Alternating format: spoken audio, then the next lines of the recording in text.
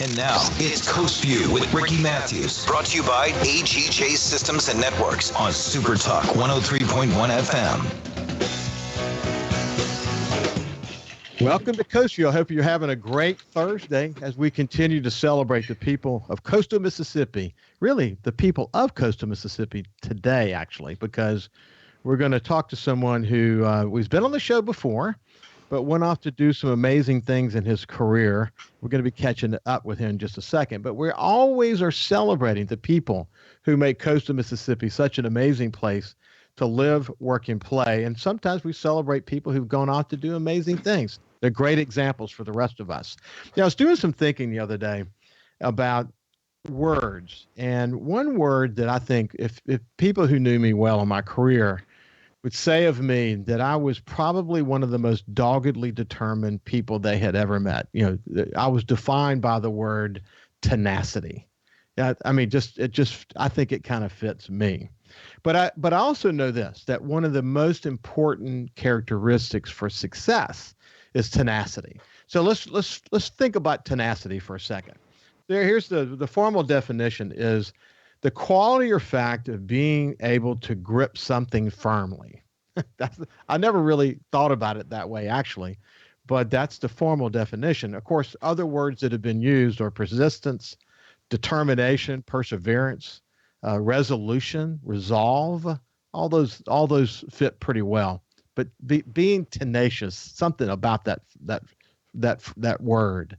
Someone once said tenacity is the ability to hang on when letting go appears most attractive. I can really relate to that. I mean, during my career, I took on projects that other people would have said were incredibly difficult, almost impossible. But for some reason, I thrived in taking those things on. But I can tell you more than once, I felt that what was going to define me in that moment was the ability to hang on when really inside me, I felt there was a significant attractiveness to letting go, but I didn't let go. And I think not letting go in those cases is what tenaciousness is all about. Someone also said this, in the journey to success, tenacity of purpose is supreme, that if you really want to be successful, overlaying everything else is the ability to be tenacious. And I really like this next one. Tenacity is setting a goal so big you can't possibly achieve it, then growing into the person who can. Setting a goal so high you can't possibly achieve it, and then growing into the person who can actually achieve it. I love that too, because I think when you take on big tasks, either goals or dreams or jobs that may be bigger than you, the ability to grow into those jobs is what being tenacious is all about. I look back at shows that I've done, shows with Rick Carter and Terry Green, who own the Island View. Their story, if you had to define it any other way other than tenacious, I'd want to hear what your description would be, because their story is incredible. I look at people like John Hairston and Jerry St. Pé and Roland Weeks, and there's a long list of people that I've had on this show, and we've talked about that quality, which I think is so important. But I thought to myself, if I'm going to do a show about tenacity or setting high goals, one person stood out in that objective. And I remembered the show that I had done. It hadn't been long after I started Coast Vue, actually, still when we were doing live shows. I was joined by my friend Don Wilson, who is from Gulfport. And let me tell you about Don real quick. He's an award-winning director and editor. He's done like feature documentaries. He's done national commercials, television news, NFL sports broadcasts. He's done sitcoms, comedy shows, major motion picture trailers, TV spots, HBO and Showtime music and comedy special. He's done 5 Olympics and high-end corporate videos. I mean, truthfully, he's kind of done it all in that realm. And he's probably best known, and one of the things we talked a lot about the last time we visited, and doing some really groundbreaking work in music videos. And for example, he directed and edited Michael Jackson's Man in the Mirror video. It was number 1 on MTV for nearly 20 weeks and was listed in the top 5 videos of all time by the Farmer MTV VJ Martha Quinn, and remains in the top 5 videos of all time in VH1's Top 100. Don also has done 4 other videos that are in the top 25. So he's done a lot. In fact, he's been actually credited as one of the founding fathers of the MTV style video. He literally helped create an art form, and he's worked with some amazing artists: Bon Jovi, Sting, Michael Jackson, Rod Stewart, Pearl Jam, Fleetwood Mac, Stevie Nicks, The Pretenders, and Alanis Morissette, and many others. And the list of accomplishments go on and on. But he grew up in Bayview, right here in Gulfport. And I've asked Don to come back and join me today from his studio in Studio City, California, where he is. What I want to do, I want to find out the latest in his world. I want to talk about what that word tenacity means to him. And I want to find out what it's like to do work, the kind of work he does in the pandemic. In a way, he was already kind of doing a lot of remote stuff. He was, I haven't talked to him about this, but my guess is he was incredibly well positioned already to do remote work. But anyway, without any further ado, let me introduce the star of the show today, my friend, and welcome him back to Coast View, Don Wilson. How you doing, my friend? I'm doing great, buddy. I'm humbled by your introduction. I sound old, and I am old, but I am definitely tenacious. I love that. Well, you're only a year older than me, my friend. And, so Ricky and I did grow up together at Bayview. You had to pass Ricky's house to go to the airport. It was not on the corner. Was it on the corner? Or yeah, it was. It was. Yes. I think Quincy. That's right. 54th and Quincy. Hey, but you heard that last quote. Tenacity is setting a goal so big you can't achieve it, but then growing into the person who can. I mean, when you just like up and left, up and left, and you kind of, I don't know, you faked it till you make. I don't know what the right word is, but you brought a tenacity to your wanting to make your name there, and you did it, didn't you? Man, I was young. Looking back on it, I was definitely full of vim and vinegar, and I would say tenacious. But at the time, I believed I had a dream, and I had no choice, in the matter at that particular point. I'm sure people can relate to that, but you're just overwhelmed by something that you feel that you have to do. I played music, but working at WLOX was a mind-altering experience for me. And I got to work in the Superdome a few times. And when I was there, I met the national guys, and they're like, "Dude, what are you doing here?" And I said, "Well, I'm working at this great little TV station." And they said, "What are you making?" And I told them, and they, you can make that in 3 months. And and off you went. Hey, you remember, Don? I remember so well, actually. When we talked last, you talked about one of the qualities you brought from coastal Mississippi, from Bayview, from this Gulfport life that you had, was the ability to respect people and communicate with people and just be nice. And when you got to California, I remember you pointing out how different that was. That I don't know if you didn't use the word, but there were a sea of jerks out there. And for some reason, Don enters the picture with this sort of coastal Mississippian sensibility about you, and it stood out, didn't it? Totally did, man. I remember walking into the first big break job, and there was a attractive older woman behind the desk, and something clicked on, that southern charm. It wasn't totally intentional to overwhelm her or to, win something, but it was just my nature. And I felt comfortable doing that. I didn't feel comfortable applying for a job. But, it's sort of wrapped around. You have to wrap yourself around something that you believe in, and at that point, that's about all I had. But I felt like I knew I could probably pull off anything at that point. I tell you, what was interesting, you had a dream, and you chased that dream because you brought to it just sort of a raw creative talent that you wanted to develop further, and you knew if you stayed here, you wouldn't be able to do that. So to do that, you had to go where the best of the best was, and that's where you went, isn't it? And how old were you at that point? Oh, Ricky, I think I was 24, 25, maybe. I need to go back. It was 79.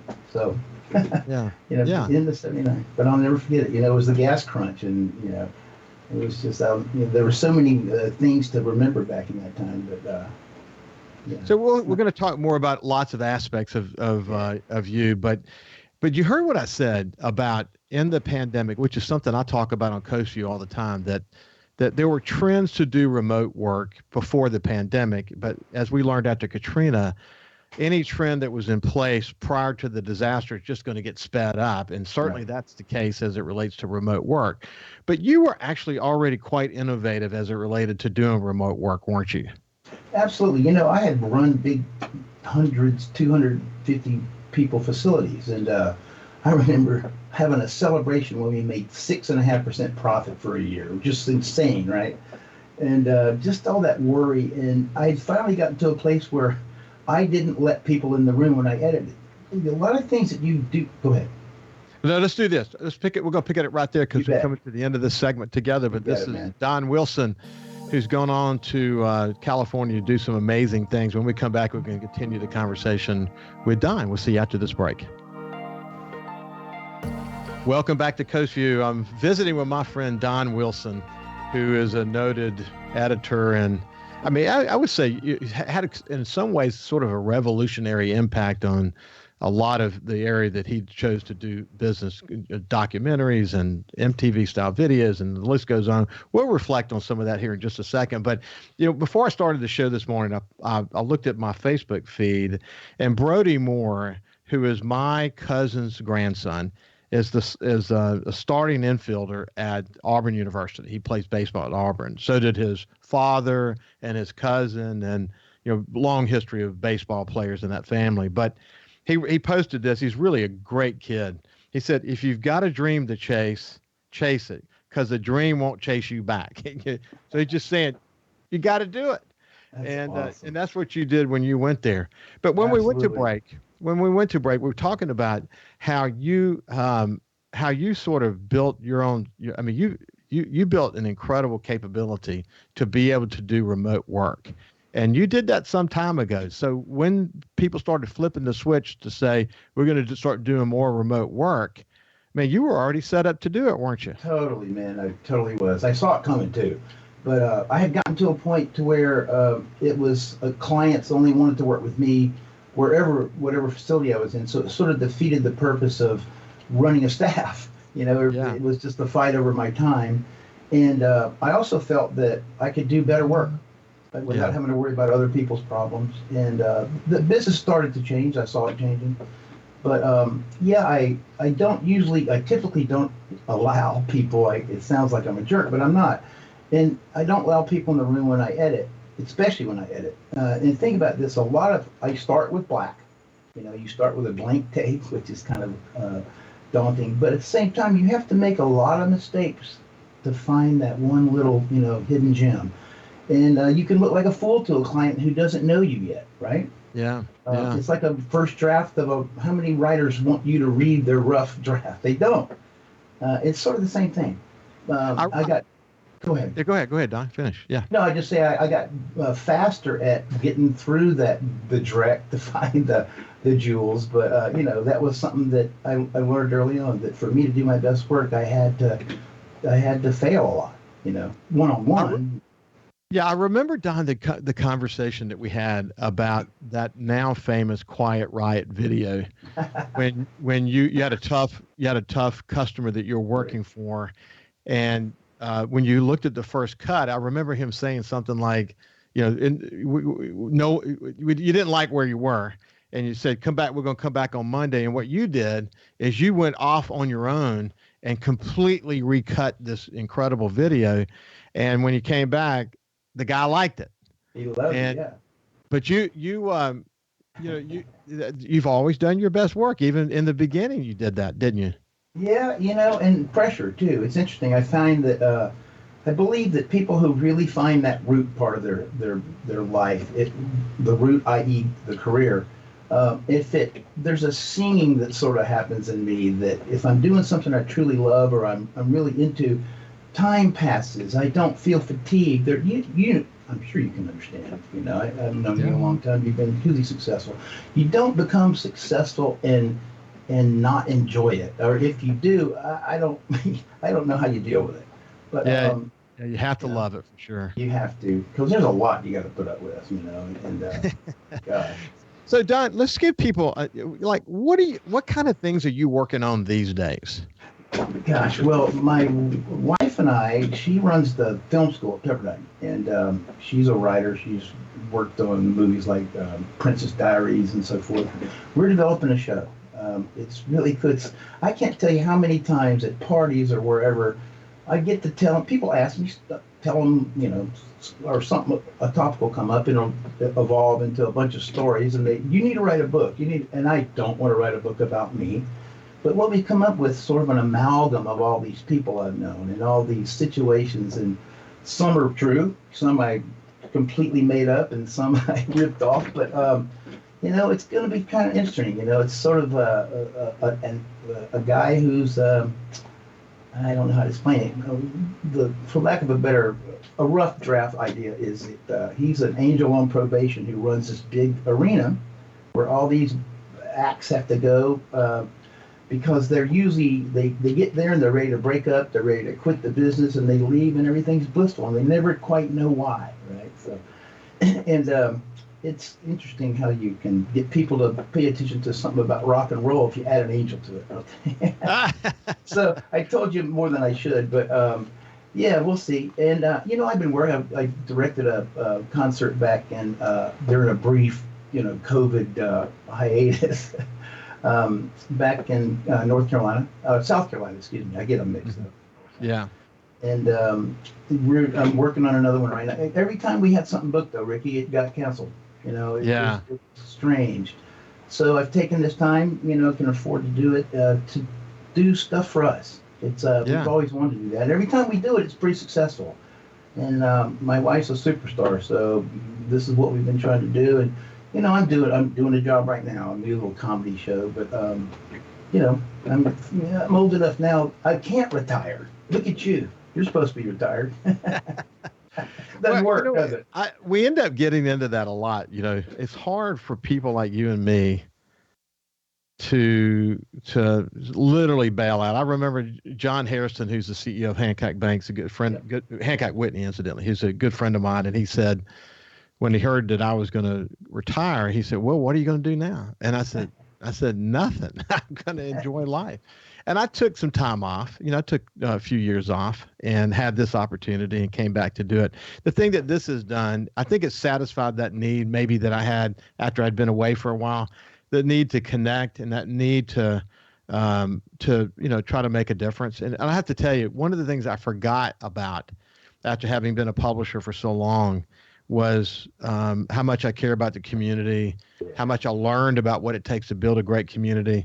And now, I forgot what I knew, and this has given me a chance to sort of reconnect with that part of my job that I enjoyed. And I don't have P&Ls to worry about anymore. I don't have, 1,000 employees to deal with anymore and so on. So you also have you're direct to them now. You're not having to go through a bunch of channels. I wouldn't think. No. I've seen quite a few of your shows, and they trust me completely. I have to tell you, from the very beginning of the show, Steve Davenport, who owns SuperTalk, and Kim Dillon, who's the president of the company, not one time in all these shows over now 2 years, not one time have I ever gotten a note to say, don't say that or say it this way or what, you know what I mean? Complete, utter independence. And and that's the only way I would have chosen to do this, incidentally. But I learned, from a legal perspective, obviously I lived in the world, so I know quite well what it is to say and what it is not to say, et cetera. Right. So I've got good understanding, and I got great support. I mean, that's one of the reasons why I do this. If I didn't have that support, I wouldn't do this, but it's been a lot of fun. And so you're sort of the same way. That is definitely for sure. So what's one of the things I was curious about? One of the things that you did, one of the things you told me about when we visited before, and wasn't long before the pandemic hit, was that you used to do these jam sessions at your house. And you had all kinds of famous people that would come periodically. Do you do those with COVID anymore? Yeah, we do. We're real cautious. I hate to say it, but probably the most famous guy of all our players is an anti-vaxxer, and everybody sort of got together and decided that we wouldn't invite him over until things calmed down. I hate to say that, I hope he's not listening, but we're a lot of us are getting older, man, and you just don't know. Yeah. It worries me. I had asthma. Jill and I were really sick kids, and yeah.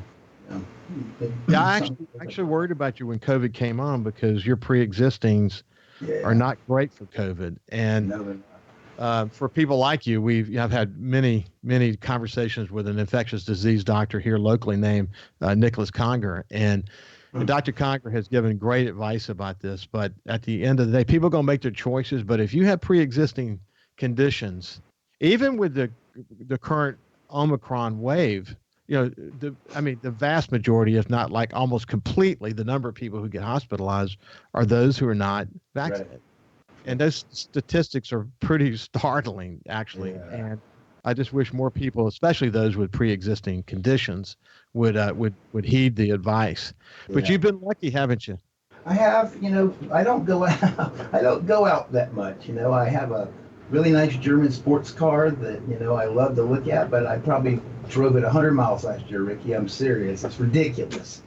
But I go and rub it a lot. But yeah.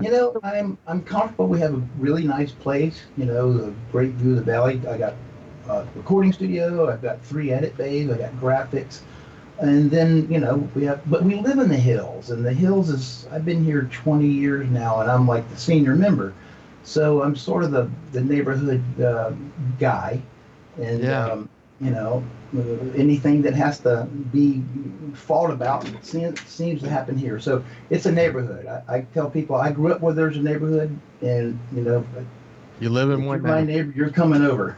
Yeah. Hey, so let's we're gonna continue the conversation with Don Wilson when we get back. He's from Gulfport. He's in Studio City where he's lived for many years. He's worked with some of the best artists ever. And when we come back, we'll relive a few of those old memories. We'll see you after this. Welcome back to Coast Vue. We're having a conversation with my old friend from Bellevue, Don Wilson, who at a very young guy in his early 20s decided to leave his job at WLOX and haul butt to California, pursuing a dream. And I look at that dream that he pursued, as I discussed at the beginning of the show, and think, how better to find the word tenacity than what he did and what he's done since, the kind of revolutionary stuff that he's done. One of the things I shared last week, actually, Don, was about people have to be willing to make mistakes, that mistakes are how greatness happens. Like some of the best geniuses in the world, some of the best inventors in the world had to make a lot of mistakes and learn from those mistakes in order to find sort of a new whatever it might be. You know that well, don't you? No, ever. Think about it. Let's say in a 30-minute show, there's probably 1,500 edits. Out of those 1,500 edits, probably takes 50,000, right? And the reason they're not in the show is because they're not right. A mistake or not, to a perfectionist like myself, it's no good. You have to keep drilling and digging. It's just proofreading and going through it again and again and again. But it doesn't. The word tenacious, I have to keep going back to that because everything that I've ever done, especially once I got out here, if you're not willing to just go to the mat, and I'm, not necessarily verbally, but just take it, in the beginning, and then be willing to share it as you get to be, my age. But these kids, it worries me about a lot of the kids today, though. I must tell you, man, that a lot of the guys that comes through here, and girls too, a little bit of wrinkle in the thing, and they get scared off pretty easily because they just keep looking down at that phone. But it's I can't. It's amazing that I've been out here that long. I feel like I still have more to do, but I do have quite a resume. I just don't know how to put it all on one page. Hey, but Don, here's the thing, though. I think I agree with you. I think that there is an evolving, in some cases, maybe an evolving lack of work ethic. I talk a lot on this show about entrepreneurship and what it takes to be a good entrepreneur, which you are. And and I think probably the most important quality, my old boss at Mississippi Power Company, Bobby Nichols, always talked about, you have to be willing to burn the midnight oil. And whether it be work or study or focus, you have to be willing to do whatever it takes to achieve that success. And you don't do that part time. You don't do that. You can't do that 8 to 5. It has to be a mission, and it has to be something that you enjoy. And when you enjoy it and it's a mission and you put your heart and soul to it, you can achieve anything. But for some reason, more recently than the way it used to be, people don't quite appreciate what it takes. Man, it's so true. I get all the time. My wife has finally learned how to deal with it, but I'll do 30 hours straight if I have to. Yeah. It's a mind over matter, but I am a goal-oriented person. You can't not deliver a paper. You can't not deliver something to it's got to air. Yeah. And do you take that as a chore, or do you take that as part of your soul? Yeah. I just so when people say, "Dude, you need to sleep more," I say, "Okay, give me a check. You give me a check, I'll stop. I'll sleep." But, hey, remember we went through that whole conversation about Man in the Mirror and Michael Jackson and all that, and we won't rehash all that. People can actually go to Coast Vue and put go to Facebook and put Don Wilson Coast Vue, and it will pop up. It's a great conversation. But when you look back, what are some of the music videos or documentaries or whatever that you are most proud of? I mean, like if you're in a conversation with someone at a dinner party and they ask you, what are you most proud of? What do you tell them?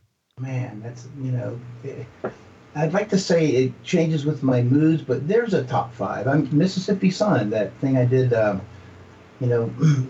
about Katrina. I'm still proud of for what we did. The way we put the soundtrack together was all the musicians had lost all their gear. I remember Matt Taylor, and he said, "I left all my stuff at the club, and the club was washed away." None of these people had instruments, so we got them grants, and I would send a track to them, email, and they go to an internet cafe in Houston or Cincinnati or wherever they were, and my friend and I would lay the bass tracks. Here, the basic tracks in LA, and we internet to them, and they lay their tracks down. So pretty much 3/4 of the soundtrack was done via the internet, but with all these Katrina victims. That was cool. I really dug that. I was thinking about it earlier. I remember working with Streisand. I was so scared, man. And I'd already kind of worked with a lot of the top ones, and it was on the Prince of Tides movie. And I remember at the end of that thing, she gave me hugs. She go like, "This was actually a pleasurable experience." Which, and everybody had warned me what a tyrant she was, and I just had the greatest time. Man, there's so many. I wasn't really into the hairband thing, though I got, deep into it. I created this thing. I meant to tell you this last time, and I didn't. So we went out on when Bon Jovi's manager came to us, I think they had sold maybe 5,000 records. And we went out on tour, and we shot all these live songs according to the management of which ones they were going to make videos of. We never shot Wanted Dead or Alive, which ended up being a big hit. So I had to pull footage from all kinds of of other songs, and I would slow-mo them to get them in sync, or right when the band would, something would happen, I would do all these weird slow-mos. And it permeated my whole look over the years, and now it got called Donmo. So every now and then you'll look in the credits, it'll either say Special Thanks Donmo or Omnod, which is Donmo backwards. It's just I can go to a party and people have never met me, but they say, "Oh, Donmo, I know who you are." It's hilarious. Cool. Just that so whole. Again, you've had all these incredible relationships and done all this editing and then producing and whatever. What of the artists that you've worked with, which of them have there been lasting relationships with? Gosh, there's a lot. And it's hard to have a lasting relationship with them because they tour all the time. But the band Great White, there's a couple of guys in there. I did their first video, and even there was a guy in the band who had a real heroin problem. They finally got rid of him. But he's there's a one guy in particular in that band I really enjoy. He's produced a lot of records. Sting, for years I had communication with him. He's just the coolest guy, and I did quite a few things with him. But there's quite a few. The lasting relationships is basically once a year nowadays. Yeah. Sadly. Yeah. Because everybody, a lot of people don't live in LA once they are able to get out, once they've burnt the midnight oil here. Well, you and I, we chatted a little bit about this before, but you were a drummer. I was a drummer. Still am. And when I think about Sting, I think about precision. I think about incredible, very tight precision. The drum beats were always unique and diverse. And and the other thing I would say is extraordinarily intelligent music. Totally, how would you describe him? Absolutely. You nailed it. He was one of the very, and I hate to say this to the industry, but super prepared. A lot of guys weren't. A lot of artists weren't. But he would come in with sheet music, but laid out in a video form. It was really interesting.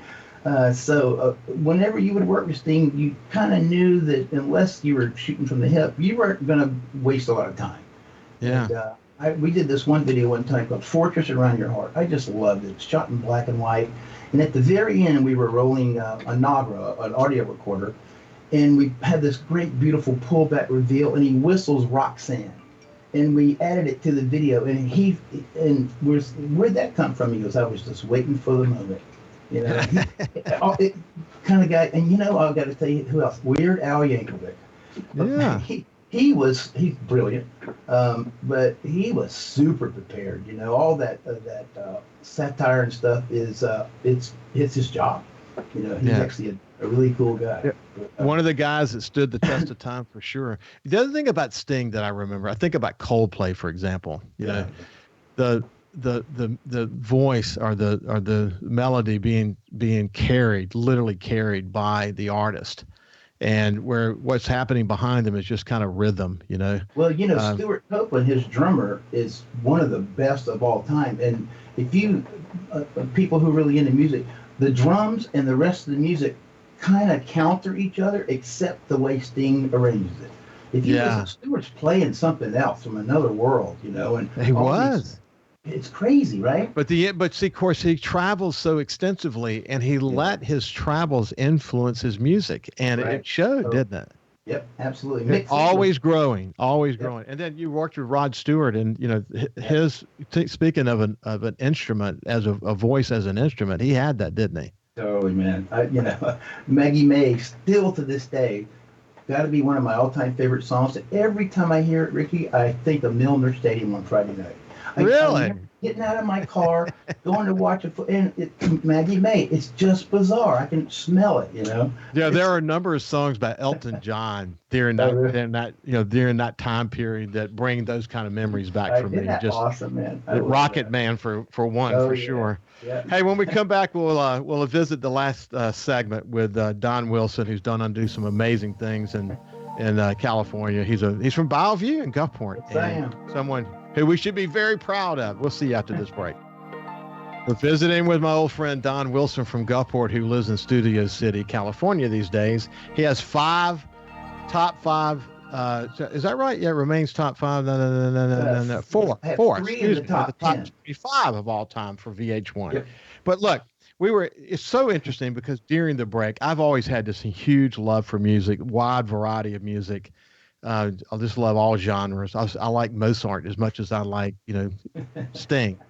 But we during the break, we started talking about Stanley Clarke. And if you're a music aficionado, you know Stanley Clarke, the famous bass player who's just famous for plucking his bass. And I was infatuated with him back in the 70s. But then I learned you worked with Stanley Clarke along the way. Tell me about that. Yep. So it's just the way my life has worked. I remember telling you the record company sending me the Michael Jackson Bad record, and I liked one song, which was Man in the Mirror, though I did quite a few others on that record. So I fell in love with this band called Animal Logic, and it was Stanley Clarke, and you mentioned the Police and their drums. Stuart Copeland from the Police was the drummer. Just a great record. As fate would have it, about a year later, I get a call. Stanley Clarke just recorded Stairway to Heaven, and they want to do a music video. How do you do it? Nobody's singing. And I I proposed in this treatment, you do 3 or 4 treatments, but I proposed that I build a massively huge bass guitar, and they went for it, and I drilled holes in it one at a time because I was going to ruin it. And I started with the farthest fret, and I used a periscope camera, so Stanley would play it over accentuating it, and this little periscope camera would just shoot it was just quite amazing. But it would shoot the hands on the fret, and it was so crazy. when you sat at your editing bay where you're sitting today, and you saw the result of your unique video angles and whatever, did you go, oh my God, that's even better than I thought it was going to be? I wish that happened more, to be honest with you. Yeah. You have these, I'm sure you have these great ideas, and especially when you have to depend on others, and, how do you explain that passion thing? It's hard to put words around passion, right? But yes, that was one of the ones. Sadly, it was a jazz music video that not a lot of people got to see, but dude, I loved it. I mean, that was so cool. I thought that was one of the coolest things I ever did. Is it up at YouTube? I have no idea. I'll have to go look it up. I'll have to go see if I can find that. That's pretty cool. So many hidden stories. You said you're not going to write a book, but see, if I were you, I'd write a book. It's not just about my personal experience and this sort of going from Gulfport to California, but it's about what you learn from all these influences in your life. And it's about sort of this ever-moving target of success, that you're only as good as the people that you surround yourself with. I talked about that yesterday on my show, that your success is not fate. You control your own destiny. And usually that destiny is determined by the people you choose to have around you. And what you said when you decided to go from Gulfport to California, is that you were going to change, that you knew you had to be, in order to raise your game, you had to be around people who raised their game. That was your story, wasn't it? Absolutely.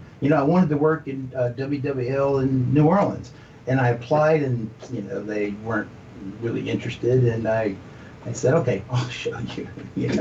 Not necessarily, but yeah, I mean, kind of in a way, I was just determined, man. To come to LA.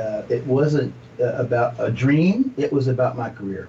It really was. I could care less where it was, but and music too, that I knew something was here. It wasn't doing comedy shows, which is what I got into in the early, and having that drummer time and comedy go hand in hand, and it's all selfie. No doubt about it. Hey, here's what I remember about our conversation and our numerous conversations as you and I visit offline, is that you have a heart.